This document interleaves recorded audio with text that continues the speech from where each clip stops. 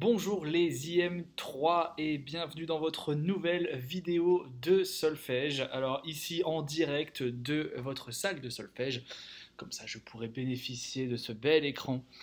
Donc aujourd'hui au programme, vous commencez à avoir l'habitude, il y aura de la lecture de notes, de la lecture de rythme et il y aura un petit peu de théorie pour terminer cette vidéo et comme ça vous aurez tout ce qu'il faut pour bien réviser pendant les vacances, puisque c'est déjà les vacances à la fin de cette semaine.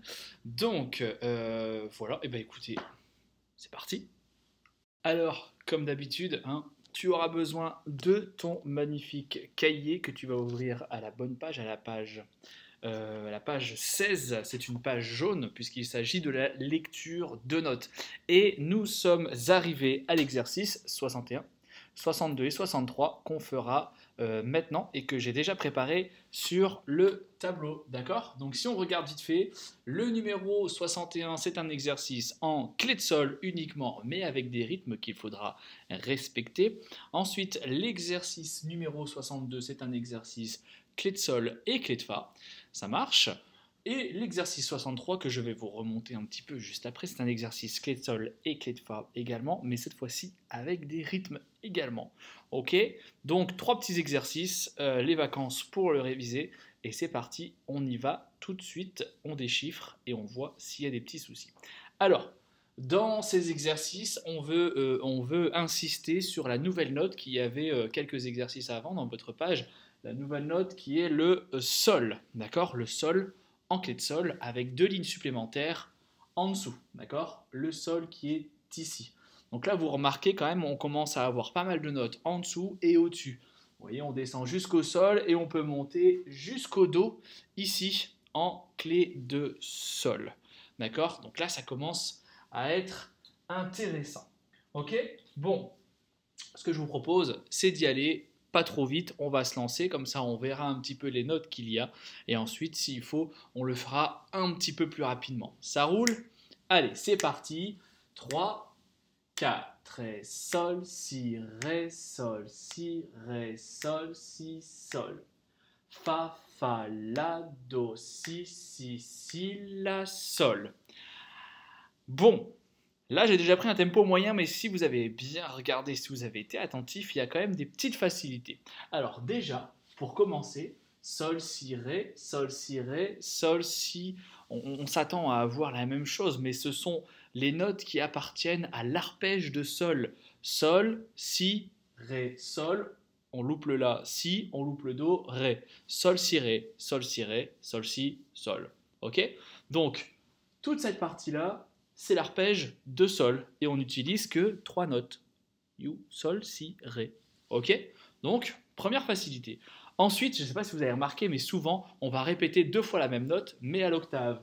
Fa, la, do, si. Trois si. Ok? Et la, sol. Du coup, ça vous permet de voir un petit peu plus clair et de dire, bon, finalement, cet exercice, il n'est pas si compliqué. Allez, on le refait. 3, 4. Sol, si, ré, sol, si, ré, sol, si, sol. Fa, la, do, si, la, sol. Ok? Voilà pour l'exercice 61. Vous pouvez travailler cet exercice 61, mais attendez, on va lire les autres, le 62 et le 63. Alors, regardons le numéro 62, exercice clé de sol et clé de fa. Donc ça, c'est un exercice basique que vous pouvez faire sous plein de formes. D'accord? Vous pouvez le faire en marche avant, vous pouvez le faire en marche arrière, vous pouvez retourner votre cahier marche avant, retourner votre cahier marche arrière, vous pouvez mettre des rythmes noirs, deux croches noires, vous pouvez vraiment en faire plein de combinaisons possibles. Ok? Nous aujourd'hui, on va le faire de manière classique, mais n'hésitez pas, pour avoir plus de réflexes, de le faire dans n'importe quel sens. Ok? Allez, on y va. 1, 2, 3, 4. Sol, si, ré, do, mi, sol, fa, ré, sol, la, fa, la, do, sol, mi, fa, ré, si et do. Ok? Là, j'ai été tranquille. Du coup, c'était un petit déchiffrage pour voir s'il n'y avait pas de souci. Et visiblement, il n'y a aucun problème. Du coup, on va le refaire un poil plus vite. C'est parti. 1, 2, 3, 4. Et sol, si, ré, do, mi, sol, fa, ré, sol, la, fa, la, do, sol, mi, fa, ré, si et do. Ok? Voilà pour le numéro 62. Je pense qu'il n'y a pas trop de soucis. À vous de bien développer toutes les notes et surtout, il ne faut aucune hésitation. Pas d'hésitation. Ça marche? Allez, je vous remonte un petit peu, voilà, pour pouvoir laisser apparaître le numéro 63. Et on va regarder ce qui se passe dans le numéro 63 du coup. Exercice, clé de sol et clé de fa. Et vous avez des rythmes de croche, de croche, de croche, de croche noire, etc., etc., etc. Donc il ne faut surtout pas buter sur des notes, sinon le rythme n'est plus bon. Il ne faudrait pas faire de croche, de... C'est quoi déjà ça? Bah c'est plus bon. Le rythme est cassé. D'accord? Il faut absolument respecter ce rythme et bien évidemment respecter les notes. On y va tranquillement, très lentement, pour voir s'il n'y a pas de soucis. C'est parti. 4 et mi, la, sol, ré, fa, si, mi, fa, sol, si, mi, sol, ré, la, fa, sol, sol, do. Là, j'ai été tranquillement, voilà, j'ai respecté les rythmes, mais j'ai été très lentement. Ok? Maintenant, je vais le refaire une petite fois et je vais aller un petit peu plus vite. C'est parti. 3 et 4 et mi, la, sol, ré, fa, si, mi, fa, sol, si, mi, sol, ré, la, fa, sol, sol, do. Ok? Donc, moralité, il ne faut aucune hésitation. Si jamais vous butez sur une note, par exemple sur celle-ci, voilà, vous réfléchissez, vous vous posez 2 secondes et vous vous dites cette note c'est un La. Ok? Et ensuite vous recommencez en mettant en rouge dans votre tête le La, et vous êtes concentré sur ce La. Et à force de réviser comme ça, à force de travailler comme ça, vous aurez des réflexes et vous n'aurez plus de problème avec votre lecture de notes. Mais il faut le faire et il faut s'entraîner. Et je sais que tu vas t'entraîner. Alors, à toi de jouer pour la lecture de notes. On enchaîne donc avec la lecture rythmique, les pages bleues de ton cahier et tu peux prendre la page 36 puisqu'on s'était arrêté la semaine dernière à la page 35. Donc bien évidemment, on va tourner la page et on arrive à la page 36. La page qui s'intitule les 6 doubles croches.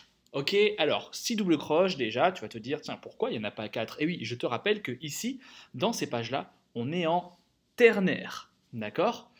En ternaire, on met bien 3 croches par temps. Hein. D'ailleurs, tu le vois très bien ici. Dans le premier temps, on met bien 3 croches par temps. Ok? Et si tu mets 3 croches par temps, si tu doubles, ça fait 6. D'accord? 6 doubles. Voilà. En binaire, on met 2 croches par temps. Donc 4 doubles croches. En ternaire, tu mets 3 croches par temps. Donc 6 doubles croches. Ça marche? Et les doubles croches, elles sont régulières, d'accord? C'est-à-dire qu'il n'y aura pas d'interruption entre ces doubles croches. 1, 2, 3, 4, 5, 6, 1, 2, 3, 4, 5, 6, 1, 2, 3, 4, 5, 6, 1, 2, 3, 4, 5, 6, 1. Ok? Noir, noir pointé, noir pointé. 1, 2, 3, 1, 2, 3, 1, 2, 3, 4, 5, 6, 1, 2, 3, 4, 5, 6, 1. Ok? Bon, très compliqué, hein. Donc du coup, les exercices que vous avez là au tableau, le 63, 64, 65, 66, ce sont des exercices sans notes, juste avec des tas. Ok? Donc très simple, juste histoire de voir si vous avez bien tout compris. On va regarder le numéro 63. Dans le numéro 63, vous avez des noirs pointés, un soupir pointé à la fin, facile, ça dure un temps. Les 3 croches que vous connaissez maintenant depuis bien longtemps. Et les 6 doubles croches, d'accord? Je vais vous le faire, écoutez bien. 3, 4, ta ta ta ta, ta ta ta ta ta ta ta, ta ta ta ta ta ta ta ta ta ta, chute. Ok? 1, 2, 3, 4, 5, 6. 1, 2, 3, 4, 5, 6, 1. Ta ta ta ta ta ta ta. Ok, c'est bon? T'as compris? Allez, on le fait ensemble. Numéro 63. 3, 4, ta ta ta ta. Ta ta ta ta ta ta ta ta ta ta ta ta ta ta ta ta ta chute. Ça roule? Voilà les 6 doubles, je pense que tu as compris. Et du coup, dans le numéro 64, on va venir ajouter notre petite noire croche. Noire croche qui vaut toujours un temps. D'ailleurs, si je mets mes pulsations, la première pulsation va tomber sous la première noire, d'accord? Et le deuxième temps va tomber sur ma noire pointée. Donc tu t'aperçois bien que noire croche, ça dure un temps. On est venu fusionner les deux premières croches. Ça fait une noire et il reste une croche. Noire, croche. Ta, ta. Et quand tu fais la noire, tu entends la croche à l'intérieur. Ta, ta. Ta, ta, ta. D'accord? Ensuite, ta, ta, ta, ta, ta, ta, ta. Ta, ta, ta, ta, ta, ta, ta, ta, ta, ta. Chute. Allez, c'est parti. 3, 4. Ta, ta, ta. Ta, ta, ta, ta, ta, ta, ta.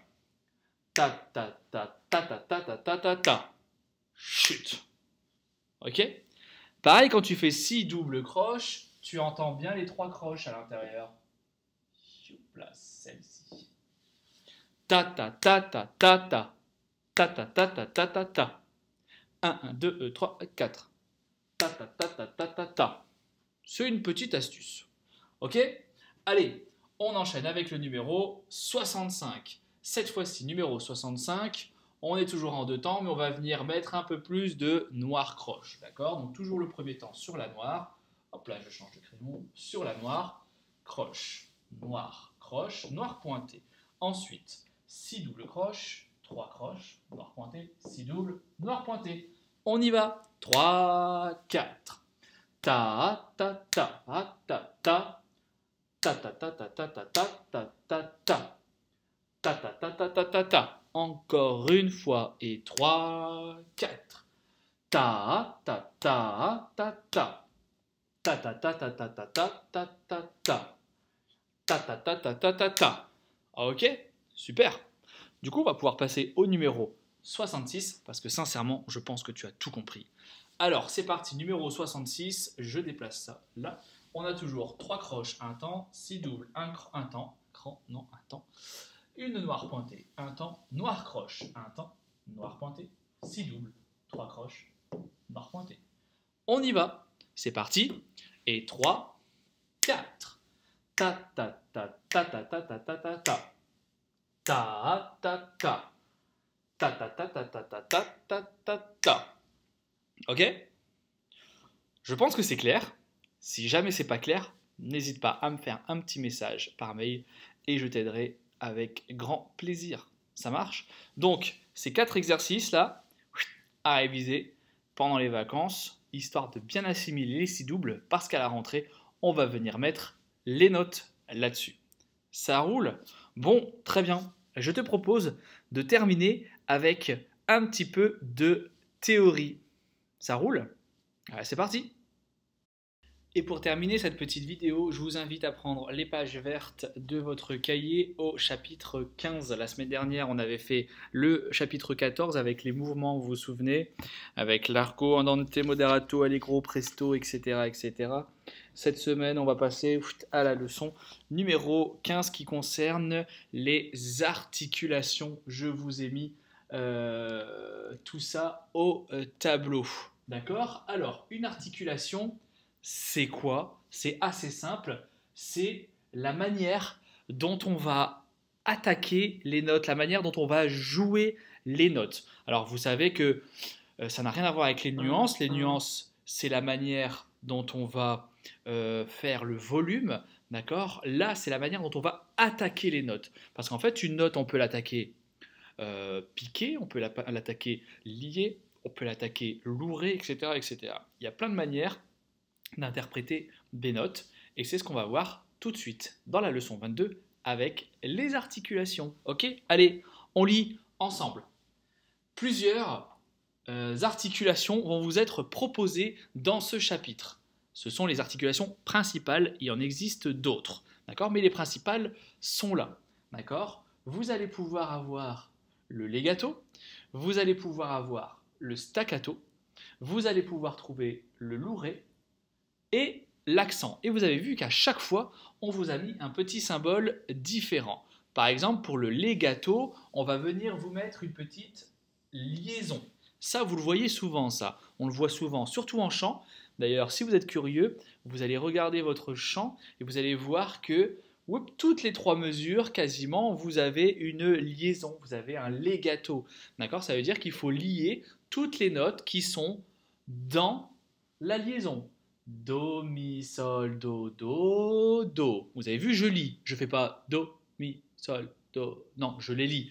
Do, mi, sol, do, do, do. Ok? D'ailleurs, on peut lire. La liaison se place sur une suite de notes différentes et indique qu'il faut les lier entre elles et soutenir le son, c'est le legato. D'accord? C'est bien marqué lier entre elles. Lier entre elles. Ok? Et c'est ce que j'ai fait. Do, mi, sol, do, do, do. Je ne fais pas d'interruption dans ma voix entre les notes. D'accord? Alors bien évidemment, moi j'utilise ma voix, mais avec votre instrument, c'est pareil. Pas d'interruption entre les notes. Ok? Le legato, qui se note tout simplement par une liaison. Ça marche? Ensuite, vous pouvez trouver le point. Le point, c'est assez simple. C'est ce qui s'appelle le staccato. Staccato. Bien évidemment, c'est l'italien. Le point, pop, pop, pop, pop, pop, il va falloir piquer. Comme si on venait piquer les notes. Donc si on met un point au-dessus ou en dessous d'une note, ça veut dire qu'il faut la piquer.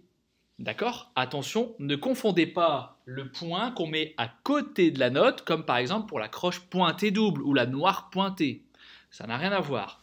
Là, vous avez vu le point, il se situe en dessous ou au-dessus de la note. Ça marche? C'est le staccato. Et là, si je vous joue cette petite mesure, ça va vous donner do, mi, sol, do, do, do. Je pique chaque note. Pique, pique, pique, comme un coup d'aiguille. Tchac, tchac, tchac. Si je fais la différence entre ces 2 mesures, écoutez. Do, mi, sol, do, do, do. Do, mi, sol, do, do, do. Ok? Et si on lit, le point se place au-dessus ou en dessous des notes, c'est ce que j'ai dit. On dit alors qu'elles sont piquées. C'est le staccato. Ok? Pas dur ça. Non. On y va pour le troisième. Le troisième, c'est le louré. Alors le louré, contrairement au point, comme son nom l'indique, il faut donner une espèce de lourdeur sur chaque note. D'accord? Ici, on a mis un trait au-dessus ou en dessous de chaque note. Ça veut dire que toutes les notes doivent être lourées. Do, mi, sol, do, do, do. Il faut donner un certain poids aux notes. D'accord? Alors on va lire. Le trait se place au-dessus ou en dessous des notes. On dit alors qu'elles sont appuyées. C'est un louré. On appuie chaque note, on leur donne du poids. Do, mi, sol, do, do, do. Vous avez vu, j'appuie un petit peu sur chaque note. Ok? J'appuie, mais je ne les fais pas plus fortes. Parce que les faire plus forts, c'est la 4e articulation, c'est ce qu'on appelle un accent. Ok? Alors un accent, c'est un petit chapeau qu'on a renversé, qu'on met toujours pareil au-dessus ou en dessous d'une note. Et cette fois-ci, l'accent, il faut faire plus fort. Ok? Alors là, on a des accents partout. Du coup, ça fera do, mi, sol, do, do, do. Vous avez vu que j'accentue chaque note, ça veut dire qu'elle est plus forte. Ok? Un accent, vous pouvez en trouver un, par exemple. Si vous mettez votre accent sur la dernière note, ça va vous donner do, mi, sol, do, do, do.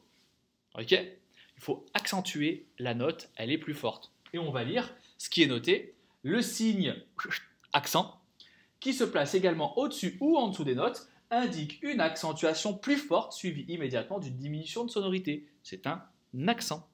Ok? Alors vous avez remarqué, les articulations, en fait, elles se placent toujours au-dessus ou en dessous, pas à côté. D'accord? Faites très attention. Au-dessus ou en dessous. Et en fonction du symbole, et ben voilà, vous devez interpréter les notes de manière différente. Et en plus, c'est plutôt bien fait. Hop, une grande ligne pour dire qu'il faut lier, des points pour dire qu'il faut piquer, des traits pour dire qu'il faut louer, appuyer, et un accent pour dire qu'il faut accentuer. C'est bien fait quand même, non? Ok? Alors, vous lisez tout ça, vous imprégnez tout ça, et ça sera bien pour aujourd'hui. Je n'ai plus qu'à vous souhaiter bon courage. N'oubliez pas de réviser pendant les vacances. Pensez aussi à vous reposer un peu, même si on a eu des vacances il n'y a pas si longtemps que ça. Mais voilà, reposez-vous. N'oubliez pas de réviser, de vous entraîner. Et je vous souhaite de bonnes vacances. Si vous avez des questions, n'hésitez pas à me les poser par mail. J'y répondrai avec grand plaisir. Voilà, bonnes vacances à vous. Je vous dis à bientôt et j'espère qu'on se reverra en vrai, en chair et en os à la rentrée. Allez, au revoir.